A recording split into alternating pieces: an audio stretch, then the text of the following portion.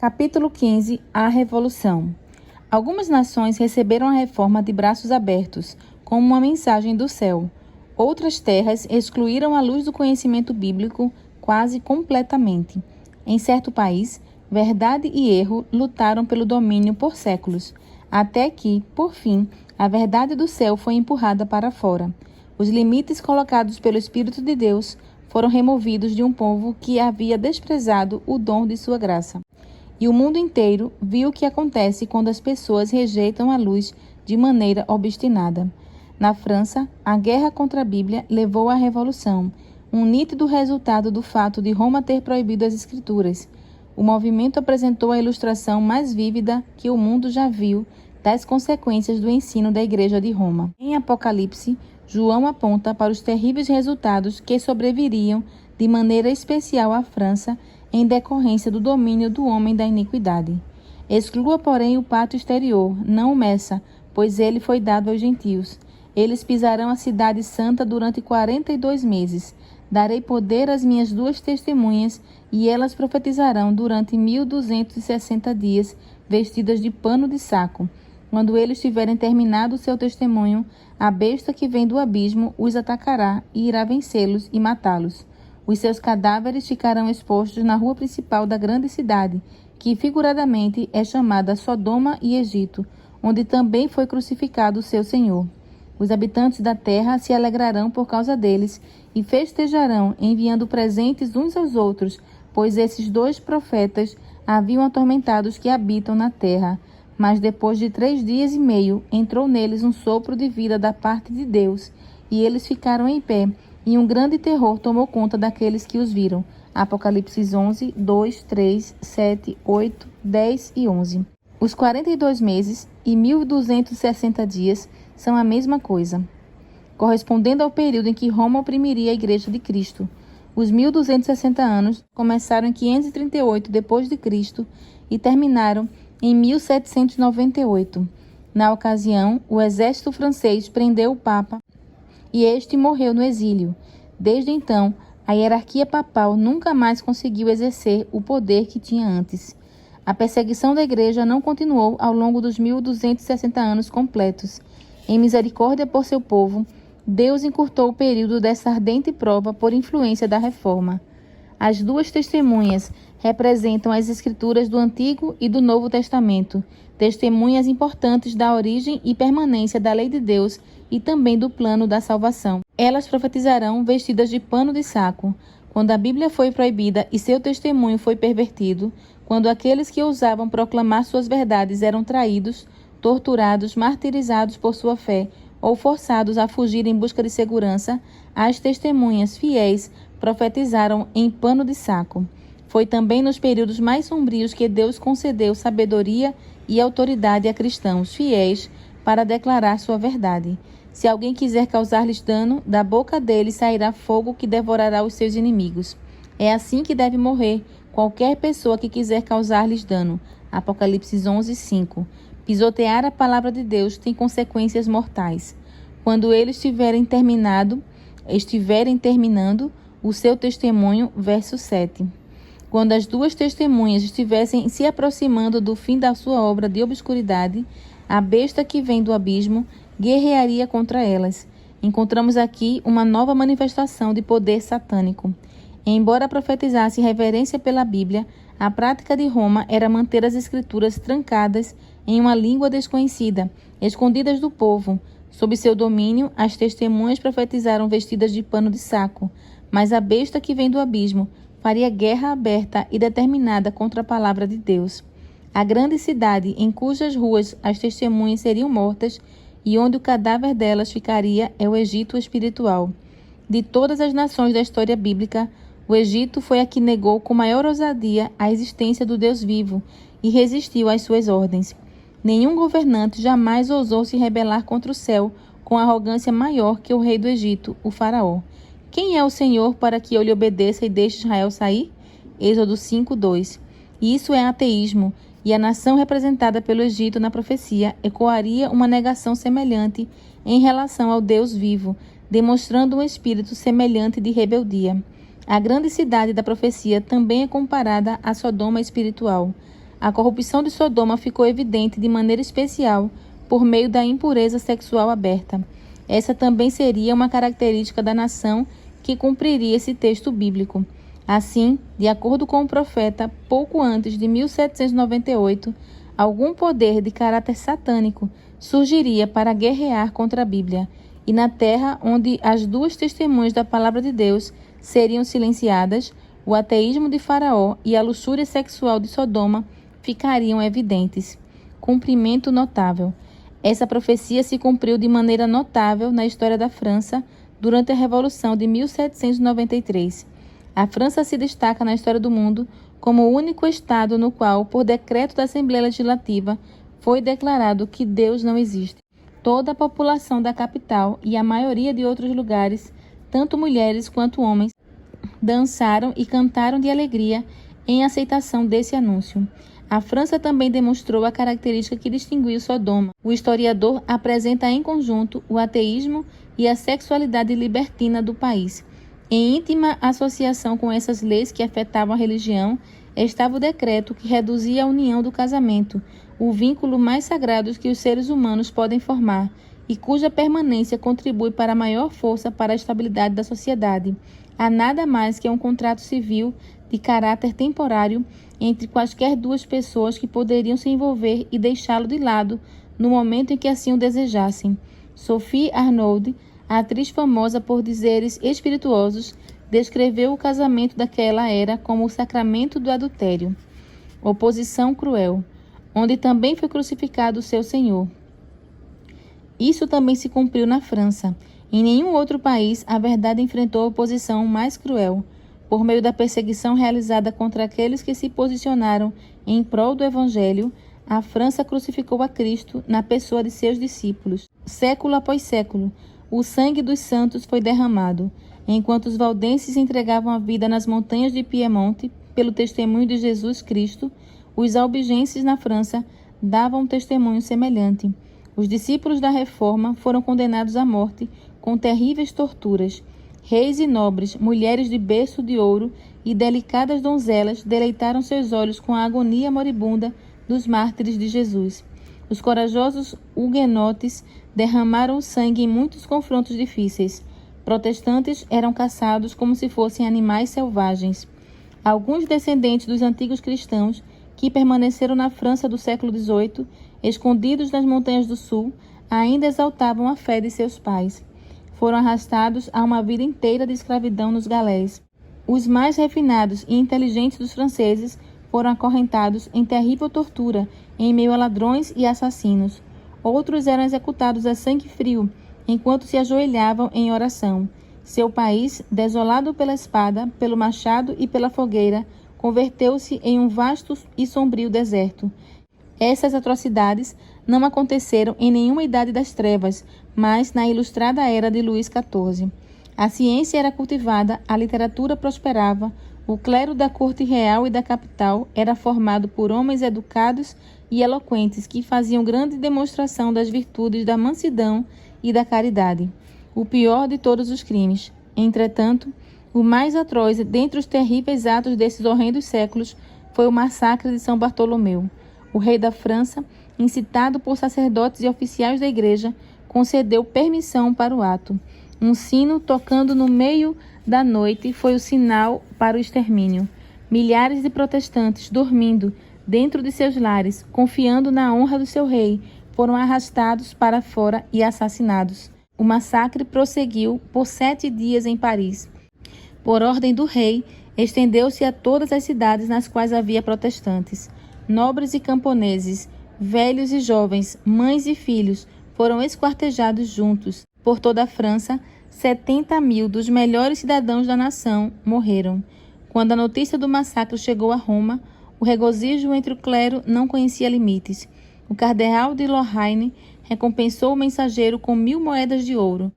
O cânone da hora do Ângelus ecoou uma alegre saudação. Sinos tocaram em todos os campanários.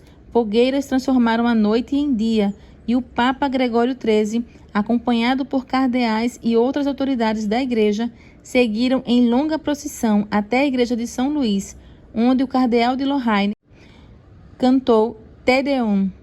Uma medalha foi fabricada para comemorar o massacre. Um padre francês se referiu a esse evento como dia de tamanha felicidade e júbilo, no qual o Santíssimo Papa recebeu a notícia e se dirigiu solenemente para render graças a Deus e a São Luís. O mesmo espírito que conduziu o massacre de São Bartolomeu também dirigiu as cenas da Revolução. Jesus Cristo foi chamado de impostor, e o clamor dos franceses infiéis foi: acabem com o miserável, em referência a Cristo. Blasfêmia e maldade andavam de mãos dadas. Em tudo isso, a França honrava a Satanás, ao passo que Cristo, com suas características de verdade, pureza e amor altruísta, era crucificado. Quando eles tiverem terminado seu testemunho, a besta que vem do abismo os atacará e irá vencê-los e matá-los. Apocalipse 11:7. O poder ateu que governou a França durante a Revolução e o reinado do terror, de fato, travou esse tipo de guerra contra Deus e sua palavra. A Assembleia Nacional aboliu a adoração a Deus. As Bíblias eram confiscadas e queimadas em público. O governo aboliu as instituições da Bíblia, eliminou o dia de descanso semanal e, em seu lugar, as pessoas dedicavam cada 10º dia a celebrações profanas. O batismo e a comunhão foram proibidos. Frases colocadas sobre túmulos declaravam que a morte não passava de um sono eterno. Toda forma de culto religioso foi proibida, com exceção da adoração à liberdade e ao país.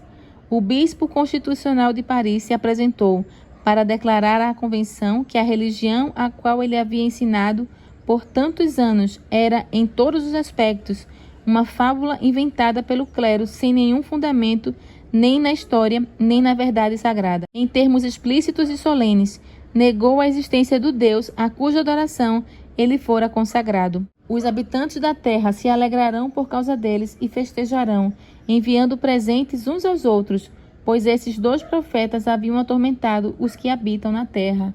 Apocalipse 11:10. A França infiel silenciou a voz coordenadora das 2 testemunhas de Deus. A palavra da verdade ficou morta em suas ruas, e aqueles que odiavam a lei do Senhor se alegraram. As pessoas desafiaram publicamente o Deus do céu. Petulância e heresia.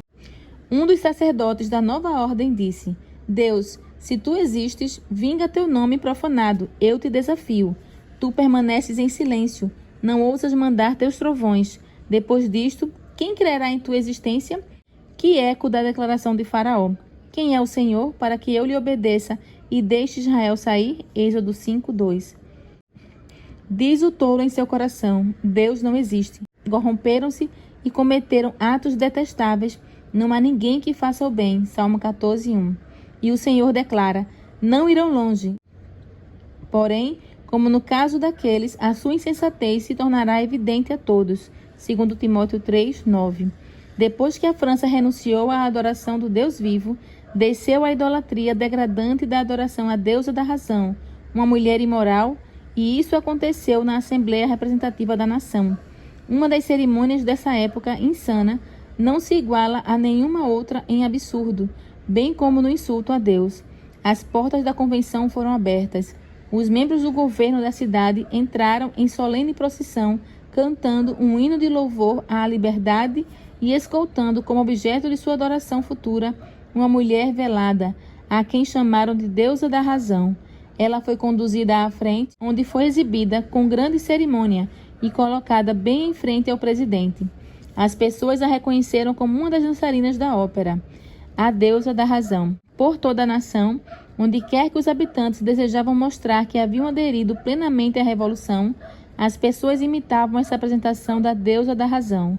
Quando a deusa foi trazida para dentro da convenção, o orador a tomou pela mão, voltou-se para a assembleia e disse: mortais, parem de tremer diante dos trovões impotentes de um Deus criado por seus temores. De agora para frente, não reconheçam nenhum Deus além da razão. Ofereço-lhes sua mais nobre e pura imagem. Se precisam ter ídolos, sacrifiquem somente a esta.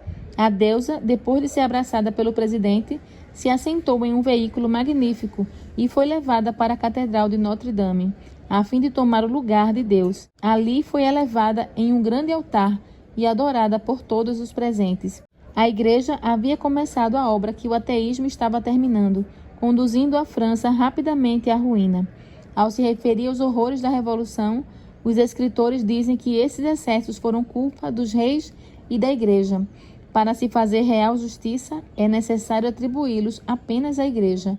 O sistema papal havia envenenado a mente dos reis contra a reforma. O espírito de Roma inspirava a crueldade e a opressão que emanavam do trono. Em todos os lugares onde as pessoas aceitavam o Evangelho, a mente era desperta.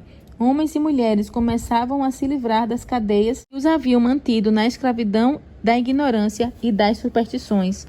Os reis percebiam isso e temiam perder o poder. Roma aproveitou cada oportunidade para inflamar esses temores.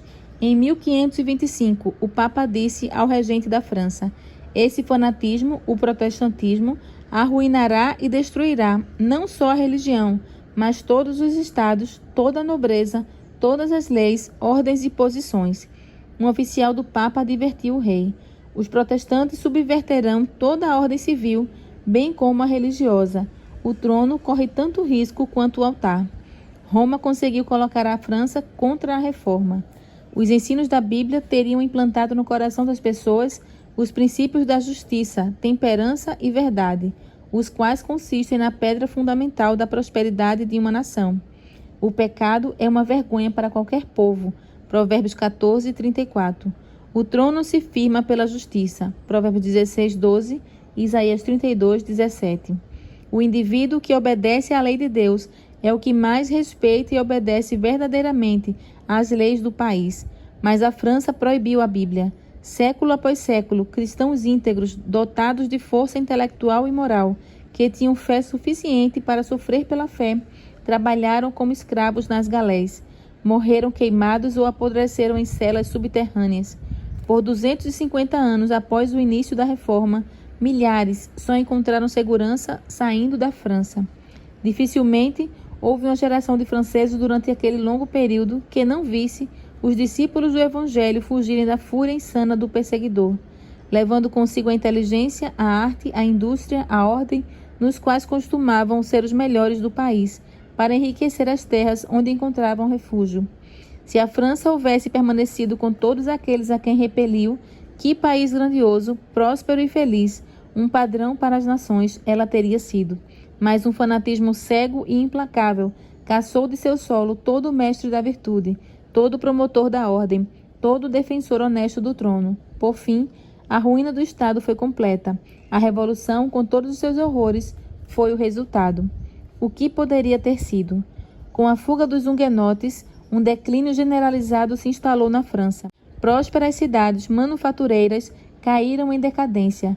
Estima-se que na época em que a Revolução começou, 200.000 pobres em Paris clamavam por caridade das mãos do rei.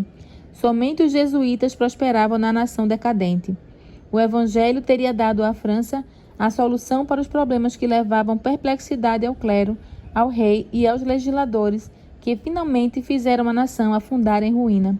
Sob o domínio de Roma, porém, as pessoas haviam perdido de vista as lições de sacrifício pessoal e amor altruísta pelo bem dos outros, ensinadas pelo Salvador. Os ricos não recebiam repreensão nenhuma por oprimir os pobres, e os pobres não eram ajudados em nada em sua condição de miséria.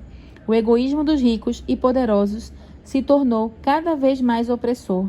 Ao longo de séculos, os ricos defraudaram os pobres e os pobres odiavam os ricos. Em muitas províncias, as classes trabalhadoras ficavam à mercê dos donos das propriedades onde moravam de aluguel e eram forçados a se submeter a exigências exorbitantes. As classes média e baixa pagavam impostos elevados às autoridades civis e ao clero. Os fazendeiros e camponeses podiam passar fome que seus opressores não se importavam. A vida dos trabalhadores agrícolas consistia em trabalho infindável e miséria sem alívio. Suas queixas eram tratadas com desprezo insolente. Os juízes eram conhecidos por aceitar suborno. Menos da metade dos impostos chegava ao tesouro real ou eclesiástico. Os cobradores ficavam como restante e desperdiçavam em vergonhosa autocondescendência. E aqueles que assim empobreciam seus compatriotas não precisavam pagar impostos e tinham direitos, por lei ou costume, a todos os privilégios do Estado. Para que pudessem gratificar seus desejos egoístas, Milhões eram condenados a uma vida degradante e sem esperança. Por mais de meio século antes da Revolução, o rei Luís XV ocupou o trono. Ele era bem conhecido como um monarca preguiçoso, superficial e autoindulgente. Com o Estado em dificuldades financeiras e o povo exasperado, não era necessário ser profeta para prever o terrível desfecho. Os conselheiros do rei insistiam quanto à necessidade de reforma, mas ele não dava ouvidos. A destruição que sobreviria à França foi bem retratada pela resposta egoísta do rei. Depois de mim, o dilúvio. Roma havia influenciado os reis e as classes dominantes a manter o povo em cativeiro, com a intenção de atar a alma tanto dos governantes quanto das pessoas comuns em suas cadeias. A degradação moral era 1000 vezes mais terrível do que o sofrimento físico que resultava dessa política. Privadas da Bíblia e completamente entregues ao egoísmo, as pessoas eram envoltas em ignorância e afundavam no vício, sem qualquer aptidão para governar a si próprias. Consequências colhidas com sangue. Em vez de manter o povo comum em cega submissão a seus ensinos, a obra de Roma acabou por transformá-la em infiéis e revolucionários. As pessoas desprezavam o catolicismo romano como enganos dos padres, mas o único Deus que conheciam era o Deus de Roma. Achavam que a ganância e a crueldade de Roma eram fruto da Bíblia e não queriam saber dela por nada. Roma havia representado incorretamente o caráter de Deus. Por isso, o povo passou a rejeitar tanto a Bíblia quanto o seu autor. Em reação, Voltaire e seus associados colocaram a palavra de Deus totalmente de lado e espalharam seus ensinos anticristãos. Roma havia conservado as pessoas debaixo de sua pisada de ferro. Então, o povo, revoltado, passou a se livrar de toda e qualquer restrição. Enraivecidos, os indivíduos rejeitaram tanto a verdade quanto os erros. No início da Revolução, embora relutante, o rei concedeu ao povo mais representação política do que a nobreza e o clero somados.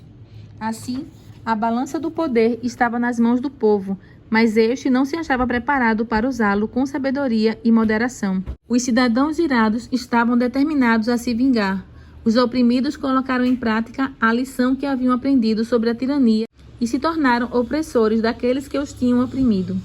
A França ceifou uma colheita de sangue por sua submissão a Roma. No local onde a França católica havia acendido sua primeira fogueira, a Revolução ergueu a primeira guilhotina. No lugar onde os primeiros mártires da fé protestante foram queimados no século XVI, as primeiras vítimas foram guilhotinadas no século XVIII. Quando a nação se livrou das amarras da lei de Deus, afundou em revolta e anarquia. A guerra contra a Bíblia é conhecida na história mundial como o reinado do terror. Aquele que triunfava hoje era condenado amanhã. Rei, clero e nobres foram forçados a se submeter às atrocidades de uma população enlouquecida. Aqueles que decretaram a morte do rei logo se seguiram a ele no cadafalso. Uma matança generalizada foi decretada contra qualquer um suspeito de hostilidade à revolução. A França se tornou um vasto campo para massas rivais, tomadas pela fúria de suas paixões. Em Paris, uma revolta sucedia a outra, e os cidadãos eram divididos em uma série de facções que pareciam não ter outra intenção além de exterminar umas às outras. O país estava quase falido. Os exércitos clamavam por pagamento. Os habitantes de Paris passavam fome. As províncias estavam perdendo tudo para ladrões armados. E a civilização quase se extinguiu em meio à anarquia e imoralidade irrestrita. O povo aprendera bem demais as lições de crueldade e tortura que Roma havia ensinado com tanta diligência. Dessa vez, não foram os discípulos de Jesus que foram arrastados para a estaca. Muito tempo atrás, eles haviam morrido ou sido forçados ao exílio. Os cadafalsos ficaram vermelhos com sangue dos padres. As galés e as prisões lotadas de huguenotes no passado agora se encheram de seus perseguidores. Acorrentados ao banco e trabalhando no remo, os sacerdotes católicos romanos sentiram na pele todo o sofrimento que sua igreja causara de maneira tão generalizada aos bondosos hereges. Então vieram os dias nos quais espiões espreitavam em cada esquina. A guilhotina trabalhava duro e por muito tempo, todas as manhãs, as cadeias estavam tão superlotadas quanto os pavilhões de um navio de escravos. O esgoto corria espumando com sangue até o rio Sena. Longas fileiras de cativos eram metralhadas com balas de canhão. Buracos apareciam na parte inferior das embarcações lotadas. Centenas de rapazes e moças de 17 anos de idade eram assassinados por aquele governo repugnante. Soldados arrancavam bebês de peito e os jogavam de lança em lança em suas fileiras. Tudo isso era exatamente o que Satanás queria. Sua política é o engano, e seu propósito é trazer miséria à humanidade, a fim de desfigurar a obra divina e macular o propósito divino de amor. Tudo isso para causar tristeza no céu. Então, por meio de suas enganosas artes, ele leva as pessoas a jogarem a culpa em Deus, como se todas essas desgraças fossem resultado do plano do Criador. Quando as pessoas descobriram que o catolicismo romano era um engano, ele as incitou a considerar todas as religiões uma farsa e a Bíblia uma fábula. O erro fatal. O erro fatal que provocou tamanha miséria na França foi a ignorância de uma grande verdade. A verdadeira liberdade só pode ser encontrada dentro dos limites da lei de Deus. Se tão somente você tivesse prestado atenção às minhas ordens, sua paz seria como um rio, sua retidão como as ondas do mar. Isaías 48:18. Aqueles que se recusam a dar ouvidos à lição do livro de Deus são convidados a lê-la na história. Quando Satanás usou a igreja de Roma para afastar as pessoas da obediência, ele disfarçou sua obra. O Espírito de Deus impediu que seus planos alcançassem plenos resultados. O povo não conectou a consequência à sua causa e não descobriu a fonte de sua miséria. Durante a Revolução, o Concílio Nacional rejeitou abertamente a lei de Deus, e no reinado do terror que se seguiu, todos conseguiram ver a operação de causa e consequência. A transgressão de uma lei justa e reta resulta em ruína. O Espírito de Deus, que em seu papel de restrição coloca limites no poder cruel de Satanás, foi retirado em sua maior parte, e aquele que se alegra com a miséria humana recebeu permissão para fazer o que queria. Os que haviam escolhido a rebelião foram deixados para colher seus frutos. Crimes encheram a terra. Das províncias devastadas e cidades arruinadas, ecoou um terrível clamor de amarga angústia. A França foi abalada como se tivesse sofrido um terremoto. Religião, lei, ordem social, a família, o Estado e a Igreja. Tudo foi derrubado pela mão ímpia que havia se levantado contra a lei de Deus. As duas testemunhas fiéis de Deus, mortas pelo poder blasfemo que vem do abismo, não permaneceriam em silêncio por muito tempo. Mas depois dos 3 dias e meio, entrou neles um sopro de vida da parte de Deus, e eles ficaram em pé, e um grande terror tomou conta daqueles que os viram. Apocalipse 11:11. Em 1793, o decreto que colocou a Bíblia de lado foi aprovado pela Assembleia Francesa. 3 anos e meio depois, a mesma entidade adotou uma resolução rescindindo esses decretos. As pessoas reconheceram a necessidade da fé em Deus e em sua palavra como fundamento da virtude e da moralidade. Em relação às duas testemunhas, o Antigo e o Novo Testamento, o profeta declarou ainda: então eles ouviram uma forte voz dos céus que lhes disse: subam para cá. E eles subiram para os céus numa nuvem, enquanto os seus inimigos olhavam. Apocalipse 11:12. As duas testemunhas de Deus foram honradas como nunca antes. Em 1804, a Sociedade Bíblica Britânica e Estrangeira foi organizada, sucedida por organizações semelhantes por todo o continente europeu. Em 1816, foi fundada a Sociedade Bíblica Norte-Americana. Desde então, a Bíblia foi traduzida para muitas centenas de línguas e dialetos. Antes de 1792, as missões em terras estrangeiras recebiam pouca atenção, mas no fim do século XVIII ocorreu uma grande mudança. As pessoas ficaram insatisfeitas com o racionalismo e reconheceram a necessidade de revelação divina e de uma religião vívida. A partir de então, as missões em outras terras passaram por um crescimento sem precedentes. O avanço na imprensa ajudou a fazer a Bíblia circular. Com a quebra de antigos preceitos e do exclusivismo nacional, bem como a perda do poder secular do Papa, abriu-se o caminho para a palavra de Deus entrar. A Bíblia hoje já chegou a todas as partes do globo. O infiel Voltaire disse: estou cansado de ouvir as pessoas repetirem que 12 homens estabeleceram a religião cristã. Provarei que um homem será suficiente para derrubá-la. Milhões se uniram à guerra contra a Bíblia. No entanto, ela está longe da destruição. Onde havia 100 cópias nos dias de Voltaire, hoje há 100.000 exemplares do livro de Deus. Nas palavras de um dos primeiros reformadores, a Bíblia é uma bigorna que já desgastou muitos martelos. Tudo aquilo que se constrói sobre a autoridade humana será derrubado, mas as coisas fundamentadas sobre a rocha da palavra de Deus permanecerão para sempre.